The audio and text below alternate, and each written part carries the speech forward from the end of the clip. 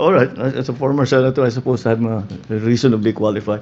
I disagree with that. I understand that we had to do it in COVID because there was a health risk, but I do not see any particularly good reason for us to allow it now.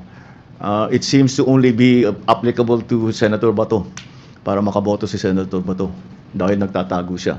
Now, for someone who is actually a fugitive from justice, na hinahanap ng pulis, na hinahanap ng Interpol, at may arrest warrant galing sa ICC, palagay ko, hindi siya dapat magbumoto.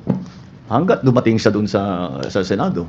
Kung he's willing to take the risk like he did the last time, ibang usapan yun. Basta't nandyan siya. So it has been the long-standing tradition of the Senate is that you are not physically present on the floor when a vote is taken, that you cannot in fact vote. Again, COVID gave us a different outlook in terms because we were concerned about health and safety at that point. We do not have those concerns now about health and safety. Okay, follow up lang, Mr. President. You touched on it slightly na, but I will ask it anyway.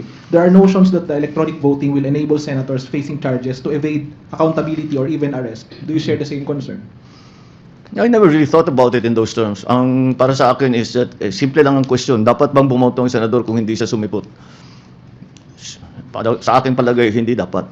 Kung talagang importante siya makaboto, dumating ka sa Senado. Thank you, Mr. President. Next question.